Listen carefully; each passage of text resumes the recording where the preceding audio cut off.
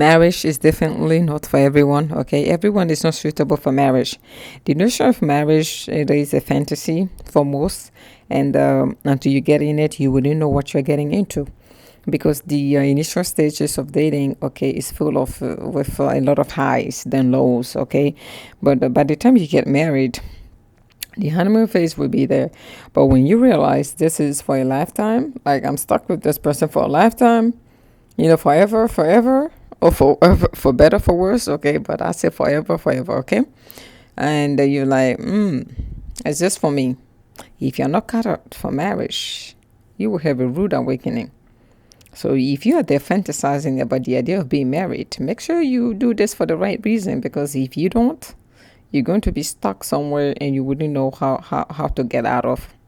Okay, that's how come a lot of marriages, especially for those people who underestimated the responsibilities of marriage and what comes with marriage, the sacrifices and responsibilities, the mental responsibilities. I'm not talking about financial, I'm talking about mental here. Okay, it's so grand and so demanding to a point where you need to be built different in order for you to survive these highs and low of marriage. Because once you get married, remember, I said the honeymoon phase is going to fade.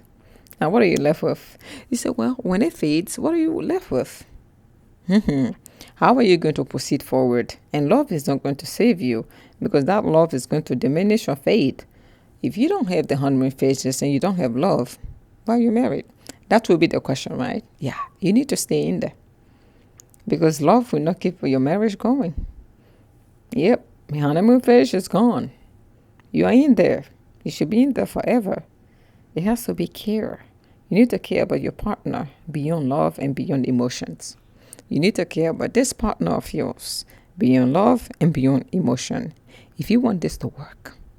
Because in long-term marriages, even the sexual aspect is going to diminish. The attraction level might diminish. And the sexual aspect, being with the same person, like the same sexual partner, it is a factor in marriages, and the men get bored with that. That's how come most married men are prone to, infidelity. So married women too, because we shouldn't just talk about the men being infidel. I told you guys I was reading a book called Untruth, and women cheat a lot too. So we shouldn't be just blaming the man. Whatever happened, we take a stone and throw at them. You'll be surprised. Most women cheat. Then, we know about, because women are very good at cheating their men, because they're smart and they're emotional and they know how to gather the emotion and they know how to hide it well. They can take that to their grave. That's women when it comes to cheating. Women cheat a lot. Okay? So when the sexual aspect of the relationship fades, meaning the attraction is out of the window, what are you left with? What should be left with should be care, meaning the emotional aspect. This person that you care for, you are there for them no matter what. And that is the hardest part of marriage. You have to be there for someone no matter what. No matter if your feelings are diminished, because your feelings is temporary. But you caring and being there for this person should be eternal. That's the ideal marriage. We're talking about ideals here, okay? Ideally, but is it that? Is it that? What is it? Is it what we are practicing in our society today? I'm not here to judge, but you're supposed to tell me in the comment. Do people practice this perfect ideology of marriage? That's how come I made the video called "Is Marriage Becoming Obsolete?" Go watch it.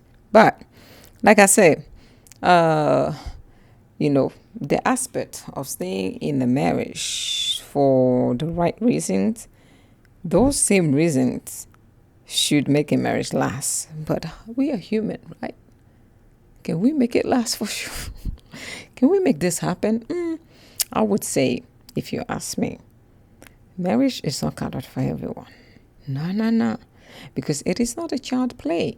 A marriage is a journey whereby no matter how much people give you a warning of, or no matter what you see around you, you may see multiple divorces, happy marriages, or ugly marriages. If you're not in it, if you don't go in it yourself, all those prerequisites meant nothing until you are in it, because your experience will be different. Everybody have different experiences. Some people really they're so happy that they get married with their partner, and it is a godsend. But everyone don't have the same stories. People have horror stories. Okay, until you speak to a lot of marriage people, you wouldn't know what comes with marriage. I'm not here to discourage you, but I'm just here to tell you that marriage is not for everybody. Be careful. If you're not cut out for marriage, I would say I would rather you be single than to be married. Because if you attempt to be married, you will divorce from one person to the next, man or woman. This goes with both gender, by the way. This business is no gender focus. We're talking about both genders, okay? Man or woman. If you know you're not cut off for marriage, you rather remain single and play with the dating scene. Make your life exciting. It's exciting, isn't it? It's not boring. You have multiple flavors in different days. It's fun for some. For some, it's not meaningful. They don't want the flavors of the rainbow every day. No, they want one sauce only, meaning one partner at a time. And some they want two partners, and some three. It depends. People are different preferences, like I said. So therefore, how you call it? The ideology of marriage is fantasized by most, but the reality that goes within it is very secretly guarded, because people don't want to feel as if they have to, discourage you from getting married. Whenever you ask someone, how's your marriage? They say, well, everything's going well. It's the best thing that ever happened. Could be true, could not. It could be just a facade, because some people in bad marriages are very, they don't want to accept the truth. They're in denial themselves. So therefore, because they're in denial, they're going to deny it. And they will reassure you everything is going well. It's nothing bad after all. I didn't get married to divorce. There are people like that. I didn't get married to divorce. My marriage is great, isn't it? Yeah, it's better than this person. So they will be looking for, loopholes where marriages went wrong, like, go all the way left or right to justify why they're in a bad marriage. Because divorce is another monster. Married people don't want to talk about or face with the reality, because there's a lot of people, like I say, marriage is not cut off for everyone. In marriages that really need a divorce, but they're staying in it, because for better or for worse, we're going to stay here. Either we love each other or we don't. We are riding this until the end of the moon. You will find people like that. But with the new generation, they're more expressive. They will tell how they feel.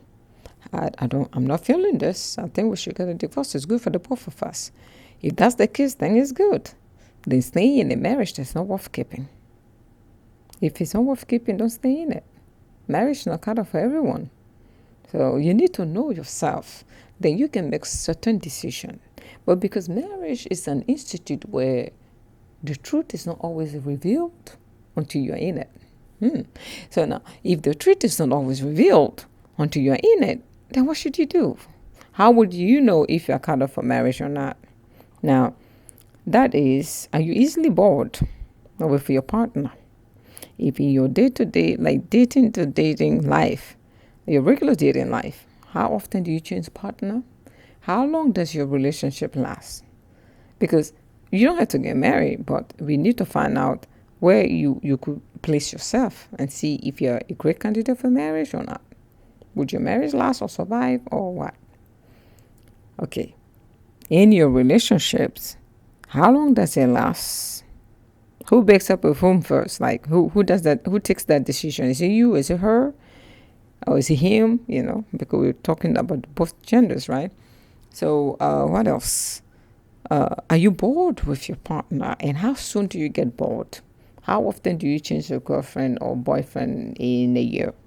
And whose fault is it? Because when it comes to marriage, you need to learn how to compromise. And learning how to compromise is an understatement. And you wouldn't know that until you're in one. Isn't it? You have to be in one for you to know how to compromise. And how to be selfless too. Marriage is a thing whereby you have to be very selfless if you want it to work. Sometimes you don't always have to put your interests first. You don't always have to. You have to put other people's interests first. Interests before you. Can you do that? If you're a selfish person to a point where you only care about yourself, then marriage may not be for you. If you can easily get bored with your partners, marriage may not be for you. If you cannot tolerate certain things or patience, marriage cannot be for you, because marriage is not just for today. When you get married, the patience that goes into keeping your marriage afloat is an understatement. People don't tell you unless they're married, unless you are married too, because they know you know what they're going through and what you guys are going through. It is a guarded secret, because marriage it's just a guarded secret of society.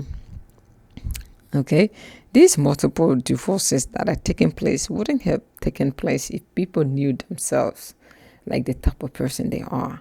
But I would say it's hard, because once you're in love, the initial stages of any relationship is very powerful.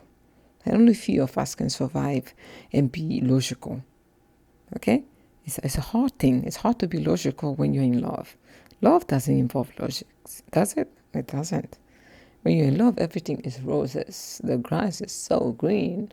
I can't see anything. You make decisions, and then maybe later down the road, you may see the red flag that you were not seeing when you were in your honeymoon phase. So it happens. People make decisions and they regret it. People make decisions by getting married and never regret it.